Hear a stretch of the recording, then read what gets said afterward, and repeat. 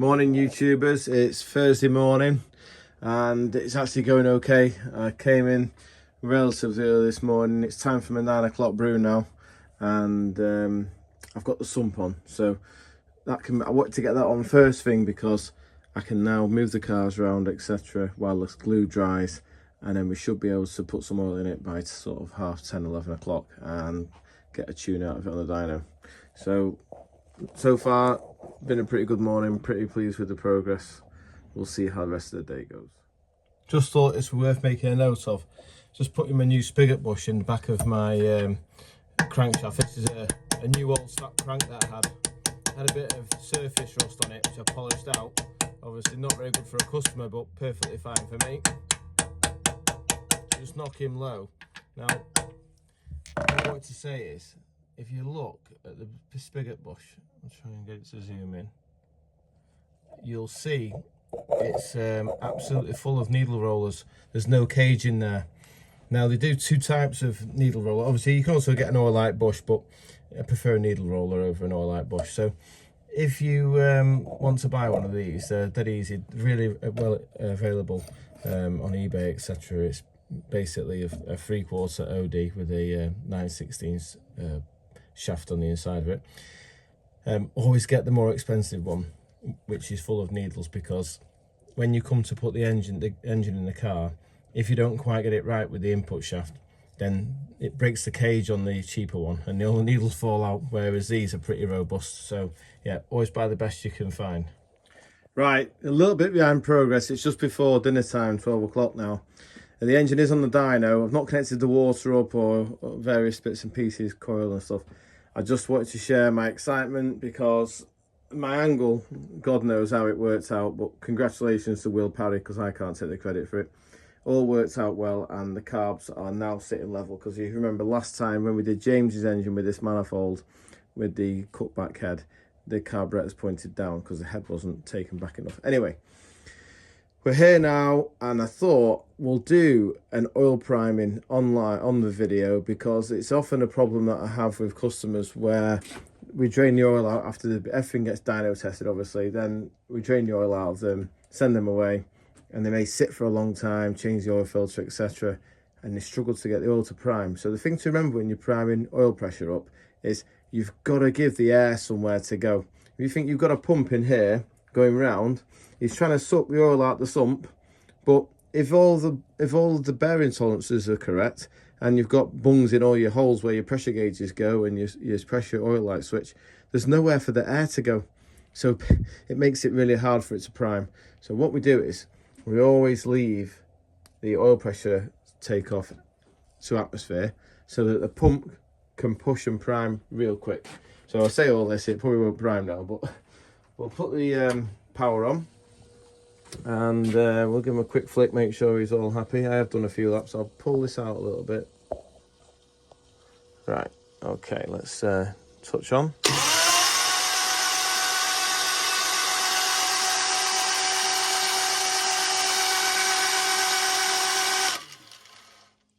Right, prime quite quickly, that's good. So if you'll notice I've took the spark plugs out. That's for two reasons. The first reason is, even though I know the big ends have got assembly lube on them, I don't really want the engine to be having to squash air or anything while we haven't got oil pressure there. It's just good practice. You often see really expensive or race cars, when they go out for races, they pull them out of the race box ready for the meeting, and what they'll do is they'll crank them over with the ignition off just to get oil pressure before they fire them up. So they're just basically making it all nice and safe, because in theory, once we've got oil pressure, nothing's touching.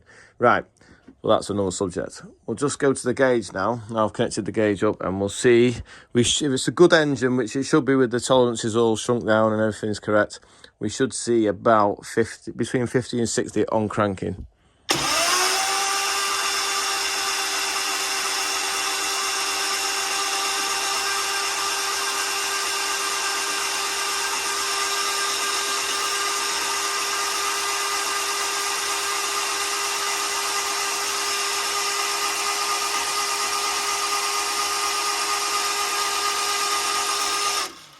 Right, so he's blowing off a touch over 60 there, so You hear a bit of air in the cam carrier, that's good. So it looks like everything's working really well, and hopefully we'll get a tune out of it in the next 10 minutes. Right, we're about to fire up for the first time. We've got oil pressure, I've put the plugs in, I've set the advance where I think it'll fire up. We're going to put some fuel in the carbs now. I've backed the idle off as much as I can, because when this first runs for the first 5 minutes, I don't care if it wets the plug or whatever, we're going to just let him idle. Let everyone inside make friends.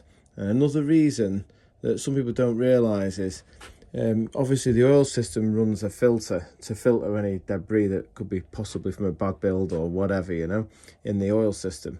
But every oil filter in the bottom, if you ever get time, cut an old one apart and look at the way it works. It has a volume bypass in it. So there's a little spring with a plunger in the bottom of the filter. And basically, it's the amount of oil that the engine can consume, especially when it's hot.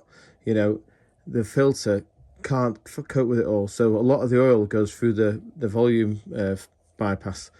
Now obviously at idle the pump's not going very fast, everything's under control, so there's a good chance if there's any debris in the build when we built it, just bits of fluff and whatever, the filter can catch it because the bypass won't be open. If you've ever been into race engines, you might have noticed things like, if you see one that's done a big end, you take the cam cover off and you can see bits of copper in the bottom of the cam cover, and you think, how's the copper got up there? It's obviously not found its way up any other way other than through the oil, through the high pressure system, but it's got a filter, and that's the same thing. It's a bypass valve. It only catches what it can. Most of the time when it's revving and it's hot, the bypass is open.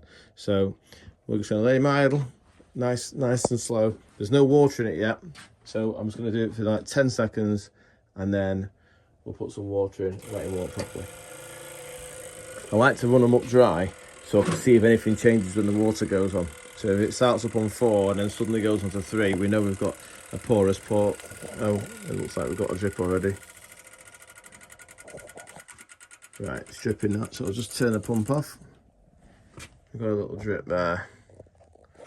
No problem. Right, so what I'm looking for is, first of all, I'm looking for I've rebuilt these carbs. Of course you can't see anything because it's dark, but I'm looking for it squirting down all the pump jets, because if that's not working it won't fire up. I'll just get a torch. I need 3 hands at this stage. One to hold the torch, one to see if it's pumping. Right, that's dry, that's dry, that's dry, and that's dry. Right, okay, some more pumping then.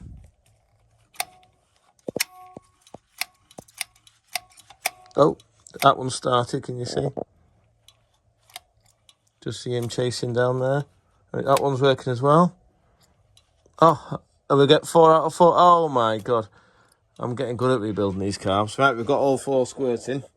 So another check I like to do is I hold wide open the throttle and I look in the bottom of the well where the carburetor is, and just check there's nothing hanging around like a circlip or a washer or something, because that will destroy the engine on fire up, and it has happened in the past, believe me. Right, so no throttle.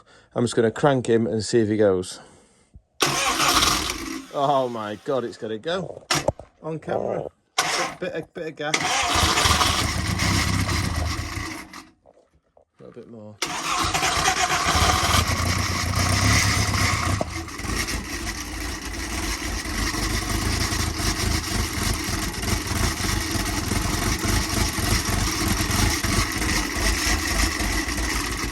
Right, well, it sounds rich as anything, so I'll see what slow runners it's got in it. But there was no mechanical noises. We had loads of oil pressure. Even now it's still holding 20 as it's dropping off 10. So looks like it's going to be okay, this, but we'll find out, of course, when we put some water in next.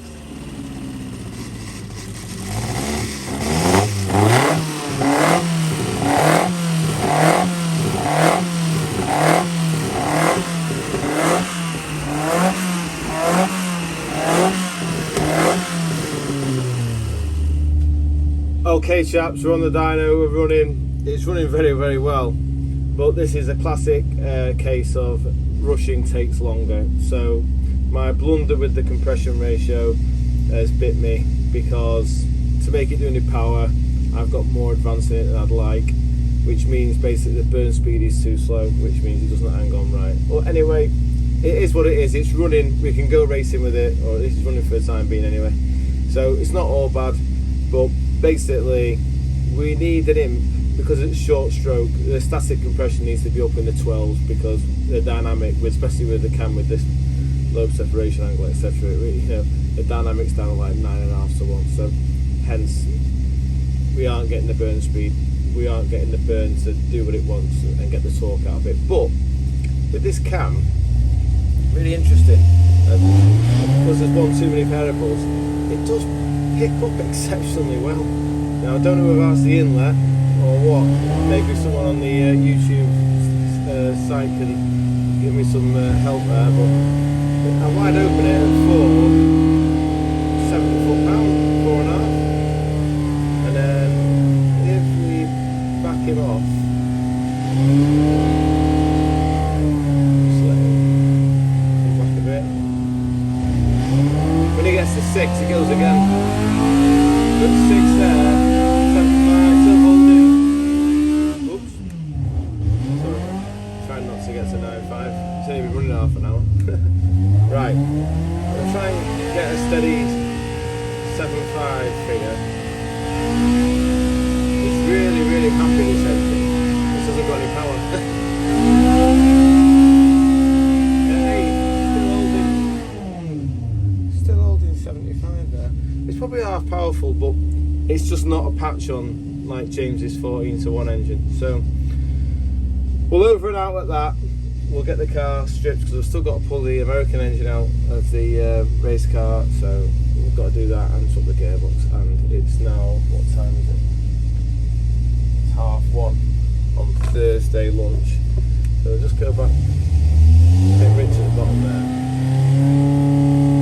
Go back to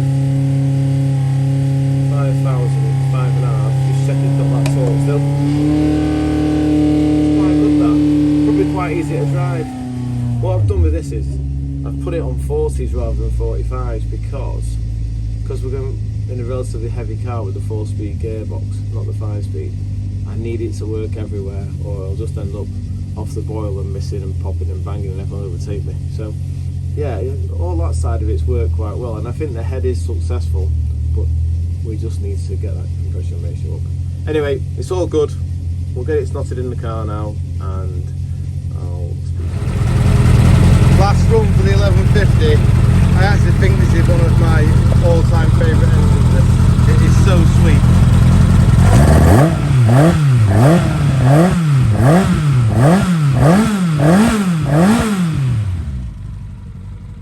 It's going out now.